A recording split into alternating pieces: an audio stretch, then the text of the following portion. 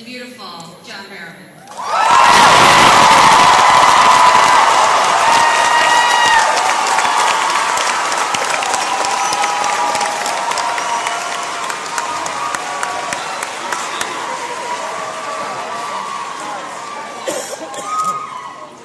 Baby in one hand, Magnum in another. Don't mess with badass mother, Gwen Cooper.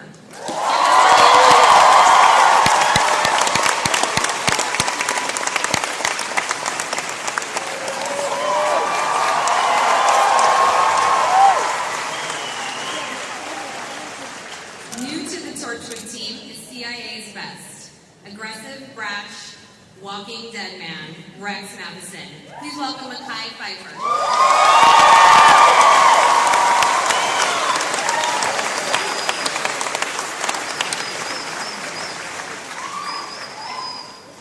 Like Gwen in the very first episode of Torchwood, Esther is sharp, sweet, and totally in over her head. Please give it up for Alexa Havens.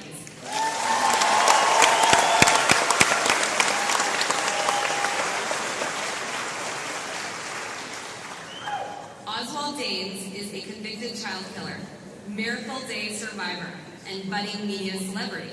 Please salute Mr. President Bill Pullman.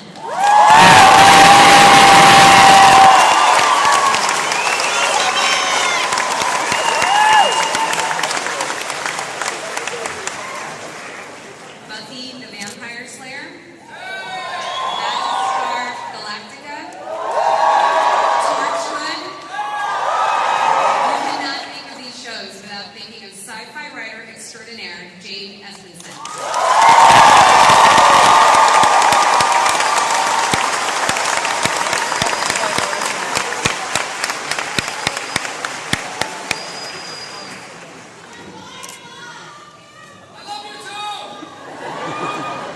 You do love Comic-Con. Last night I heard you went to the exhibition floor. You spent 3 hours there and something like $2 grand.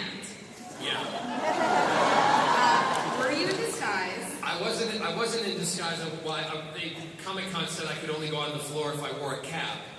I thought, well, the first time I've been on the floor with just a cap on.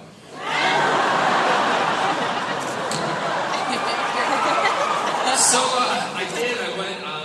And I had 2 lovely security guards with me, and as if that wouldn't attract more attention to myself. You know what I mean?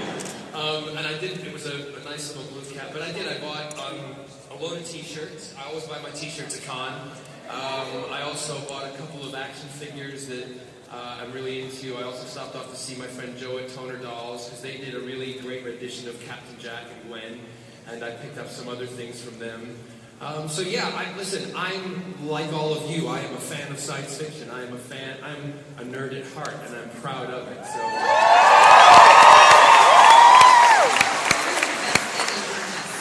The best thing I purchased last night? The first thing that comes to mind, the thing that I was most excited, 2 things. I'm going to give you 2 things. The new Captain America action figure, which by the way is first night tonight, isn't it? It's released, yeah. I also bought a set of 24. This is going back to my childhood. You remember those cups that glasses they gave you like at McDonald's and you'd buy them? Oh, brilliant. And they have like Batman on them. You know, I've got every superhero on all the cups, and I bought them and I just shipped them home. Scott's going to get this box and go, what the? Honey, do you want your cocktail out of Superman or Batman? Or do you feel like Wonder Woman?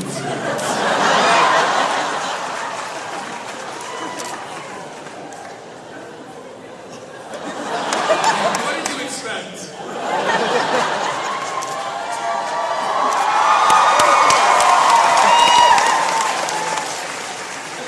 Children of Earth, which was a huge hit, aired a couple years ago. How confident were you that you would one day again get to put on that coat and come back as Captain Jack? Well, you know, I myself am a confident person in my own life, but when we finished with Children of Earth, it was written in a way that we actually thought it wasn't going to come back. But I was very vocal about it in the UK, speaking and saying that and it was my opinion, you know, it was nothing reflected on anybody else. I said they'd be stupid not to bring it back because it was so successful. Thank goodness for stars who stepped forward with Julie and Russell going in, flying the Torchwood flag, and with the collaboration with the BBC. Here we are, so we kind of, held our ground. And I knew what was going on behind the scenes because Russell and Julie had kept Eve and I in the loop and what was going on. And we knew they were trying to move forward with it. We just wanted it to be with the right people, the right team. And stars stepped up to the plate. They said to Julie and Russell, we don't want you to change the feel of the show, we just want to make it bigger and better. And I think we've landed on our feet in a new home. I also think that it's something that's great that's happened for the show, because without them, we would not be here. So I thank the stars.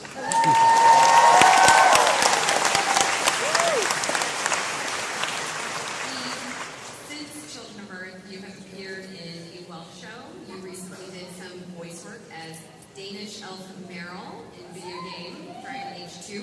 How is going back to Gwen, slipping into Gwen's leather jacket? How does that feel? How does that compare? I just got to say to this one, hello.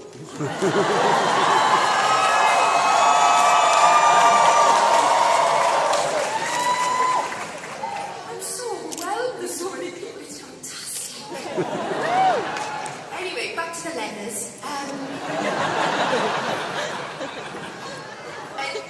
Oh, that's very nice. It's so easy to slip back into Cooper's leathers. They're always comfortable and very warm and sexy. And I enjoy... Call me. I'm on photograph. Later. Seriously, call me. Yeah, seriously.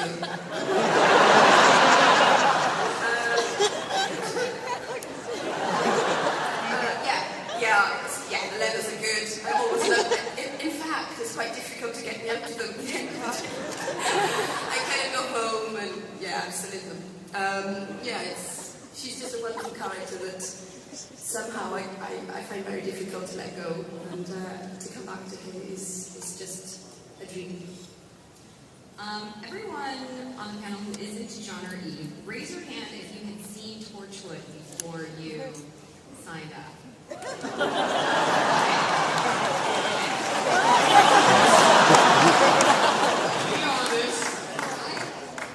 husband is a fellow fanboy. You're out there, babe. Hi. So he is either on the floor buying comic books or finding out whatever's going on with Underworld, because she's his first love.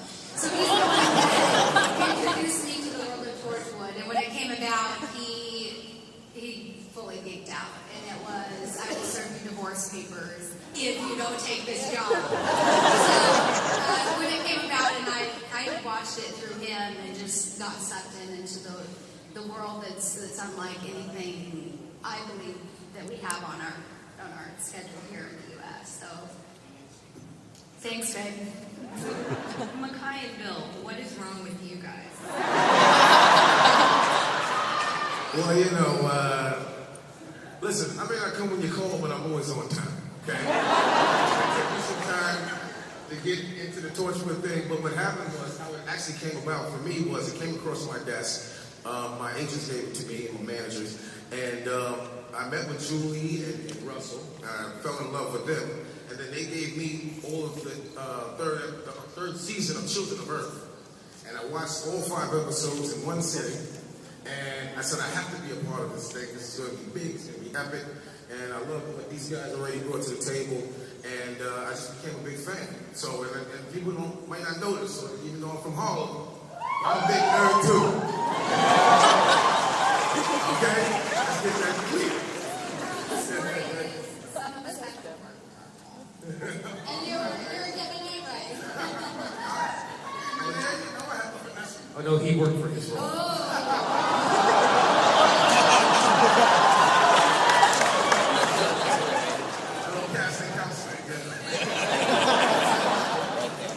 Bill?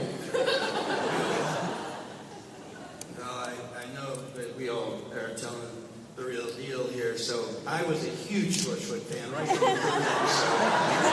I flew to London by the end of the 4th episode, and I wore Captain Jack's coat outside the set. So I think when they were coming to past this. I think Russell remembered that, and it's very appreciative. So.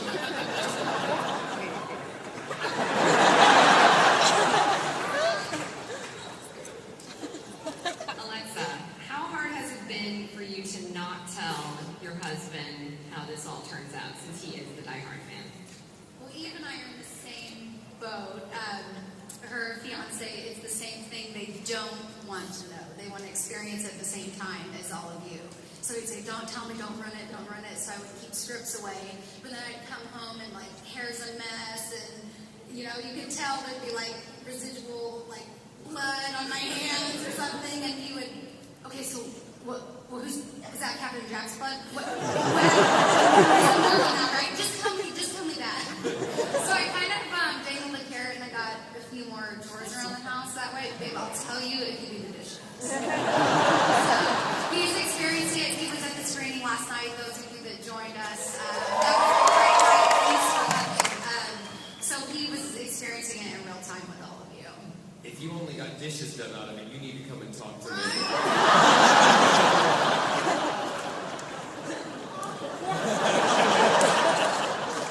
I love you, Justin.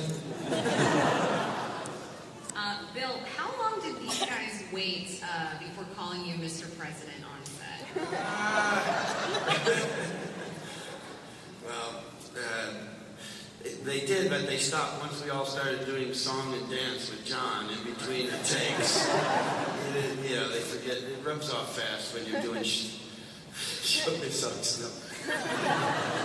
But I was really not used to this process of television, so you sign on not knowing how the thing's going to play out, not knowing who's going to be writing it, and you know, it was great to discover that I read the first scripts to sign on, and then realized that as it kept going, it got better and better and better, and the thing that I was really nervous about, that I wouldn't find a way to come to a close, actually it did, and I think largely because of Jane and the team of writers. Unbelievable good writers.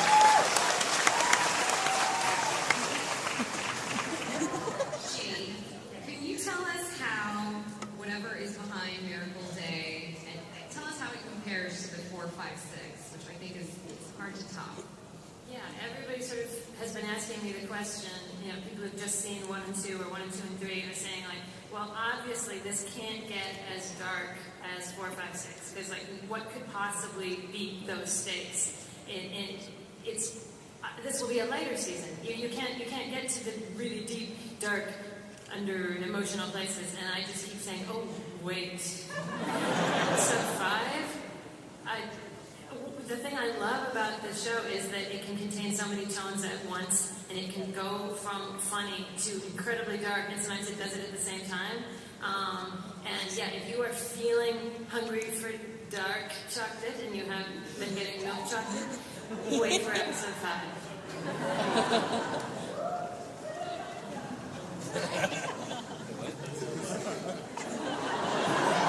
I totally missed that.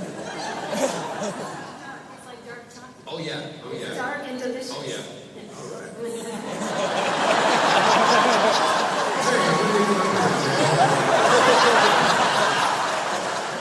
They gonna be done somewhere.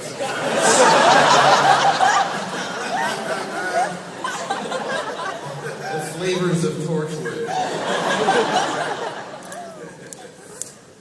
Russell couldn't be here, but John, can you tell us, are we going to find out where Captain Jack went at the end of Children of Earth? You don't really know. And one of the things that is wonderful about Russell and the way his mind works, and as Jane knows with science fiction and herself, you don't always have to give the answers to what has happened right away. You can wait. And I think, you know, we may never find out that period between, you know, Children of Earth and now, and when they, you know, come back. And it's really not the be-all and end-all if we don't. but maybe that can be looked at sometime in another series. If it comes about, we can look back. That's where we, in Torchwood, I always use the analogy that that's how we time travel in Torchwood. We do it through memory, we do it through past histories, and we can possibly do that. But I don't think there's any intention to do that at the moment, so make up what you want. I just think that Jack had a great time with Alonzo.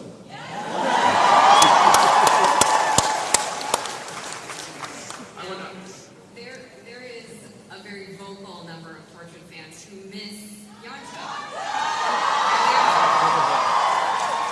And soon, Jack will be very randy, and he will move on from Yonto, or at least that's how it seems. Soon he will be. He's always. He's always like that. And we're going to see it. We're really going to see it. And how is that possible? How could Jack move on from Yonto?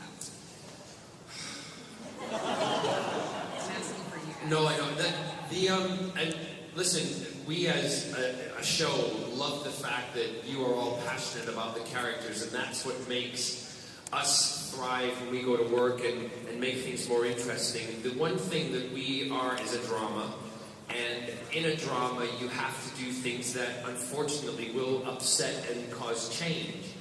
And I have to say this on behalf, because even I get a lot of letters and mail. It wasn't our decision. It wasn't our fault.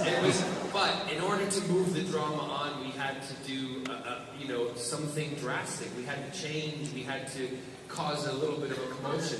He is still remembered and mentioned, and those of you who were in the preview last night, for F3, there is a mention. We always mention things in our past and history, but it was, as Russell said, it was the right move that we made in order to, shake things up a bit. And the fact that you got so upset and passionate about it was exactly the reaction that we hoped and wanted, because it means that you're committed to the characters and to the show.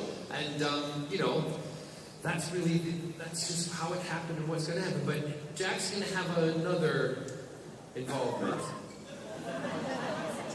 Yes. I can tell you, it's an absolutely fantastic story. It's episode 7.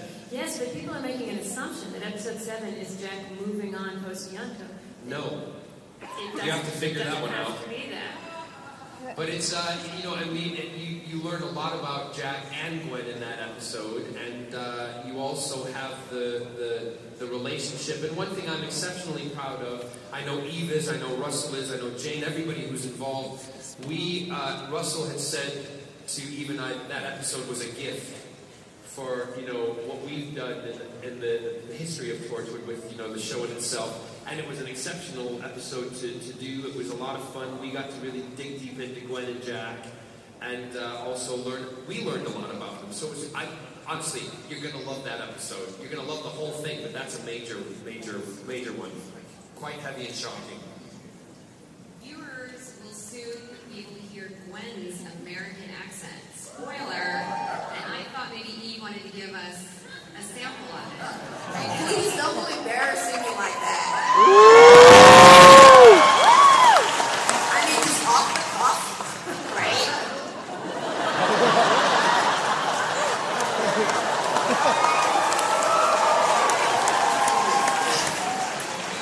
When we filmed that sequence, you turned to me after we did that all the dialogue, and we walked away, she turned to me and she goes, "That was rubbish. That was awful."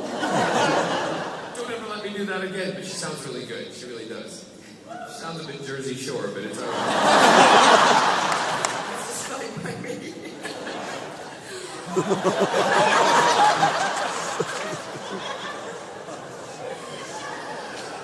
Hot diggity.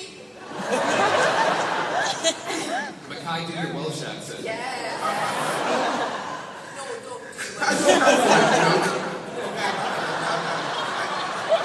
Sucks, okay? I can admit that. Mackay was given a bacon sandwich and we were in waves. He was like, "I know it's meat, but what is that?" That's not how it is. It's weird. It was really cold, too. Bacon and the weather.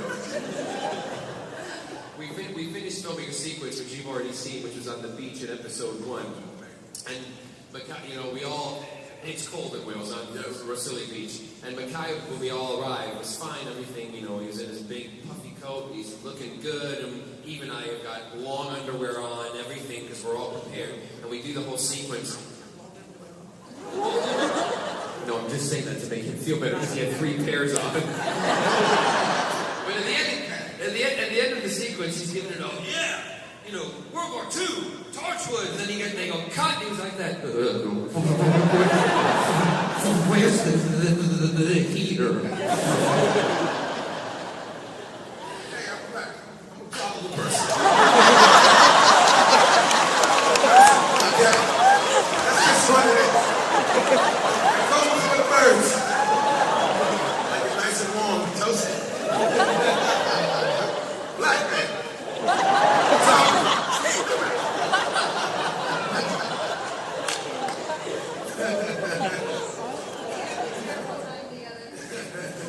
Clearly. Mackay and John, your characters are going to be doing some love making this season. What can you tell us about that together?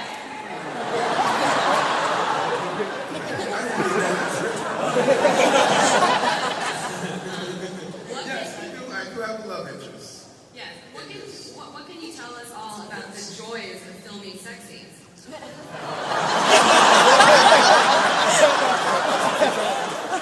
I'm really upset that you have to ask that. Let me show you.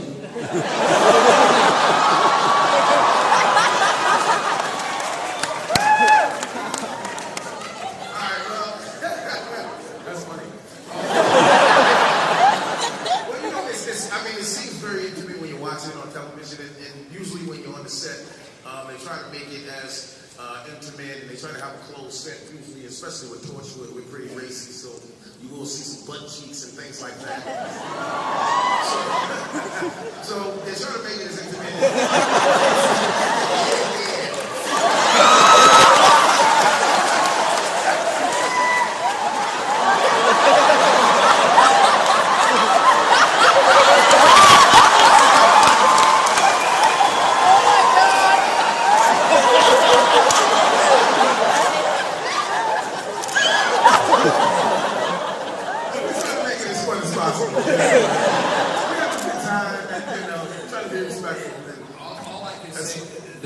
There was a morning when I got up and, Scott, my partner, and I was all bubbly, and I got up in the morning, and this will give you an idea of how we approach things. He said, well, what are you so excited about? I said, we get to go drive a Range Rover down the beach, and we get to shoot helicopters, and we get to have action-packed fun today. And he's like, well, have a great day. And then a couple of days later, we're back in Los Angeles, and he said, what are you so bubbly about going to work? I get to go have sex with a 22-year-old.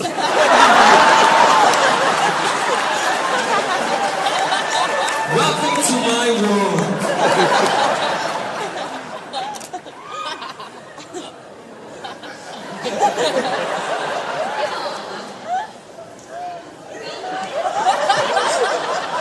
It's the best job in the world, isn't it? Thank you, Jane. You're the best. Bill, I know I'm not really supposed to like Oswald, but he's a complicated guy. How do you go about playing this guy who is supposed to be very hideous, but maybe is in the middle of a transformation? Maybe. Well, it's hard when really sometimes you really want to be doing Dreamgirls or something. I was reading, they gave me 3 scripts. I was halfway through the 2nd script, and I said, I don't need to read anymore. It's really good writing, and this character is off to a really, I can't imagine where it's going to go. So the chance to do a part that I never knew the ending to was kind of a thrill and a challenge to be present every day and alive with what potential my character has. And I think I realized that I should approach every part like that, like I don't know the ending, And I think it was a really lucky thing to get a part as complicated as this part is. Jane, you've worked with Joss Whedon and now Russell Davies. Who is the biggest slave driver? Yeah, Joss. Russell is wonderful to work for. Every day you're greeted with just a hug and hooray, and everything's marvelous and everything's good, and everything is greeted with huge amounts of praise, and then you get the exact same amount of notes you would from anyone else. But you don't mind going back into that script because you've got so many hoorays that it's all cool. Working for Joss was harder just because I was younger and I was more scared.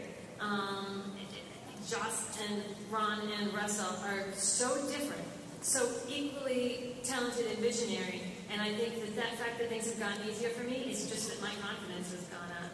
I think that's it.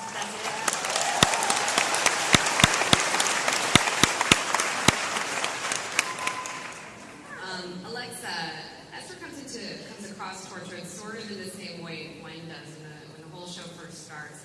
What is ahead for Esther? What has she got going? Is she going to see any action?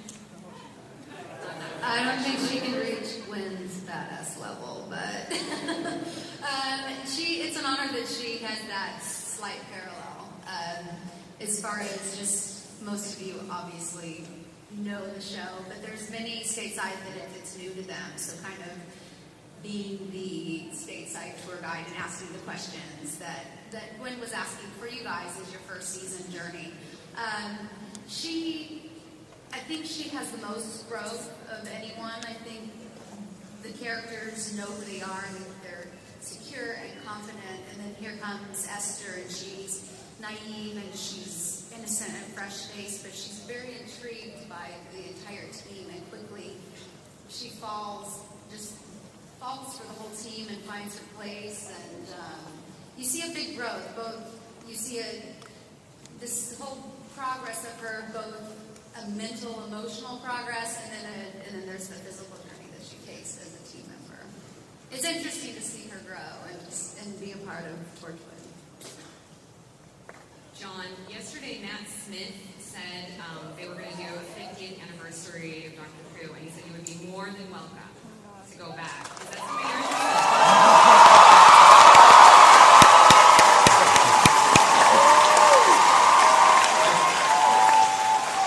Having heard that, I don't think my answer really matters, but I would, Torchwood and Captain Jack were born from the mother ship, which I always call, and I reference that as being Doctor Who.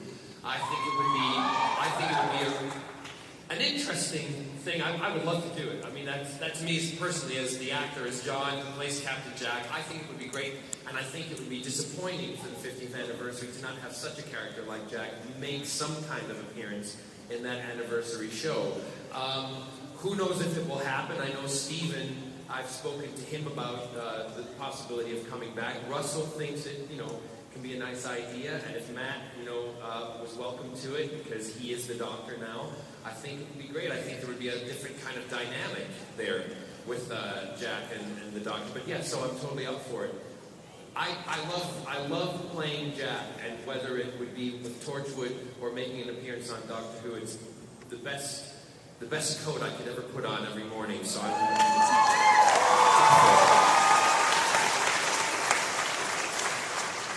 guys shot quite a bit here in Los Angeles and in Venice. Eve, what was that experience like? Do you like LA? I know you said if the show is renewed, you will relocate here. I'd love to. If I was not lucky, yes, it'd be a wonderful thing. My entire family thrived in LA and loved it. My God, you've got hot weather. You're so lucky. I lived in a cocoon until I was 15. It's that cold in Wales. I love Wales, but it was an experience that took me by surprise. Actually, it's no secret that I wasn't really ever planning on coming to Los Angeles, and I needed to come with a great job, and I came with my best friend of all, who is Gwen Cooper, and the place rocked, and the people are amazing, and the weather's great, and In-Out Burger rocks my world.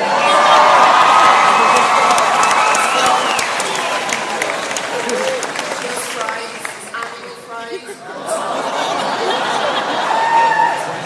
unbelievable. I mean, I love LA. God bless you. Thank you very much. call her.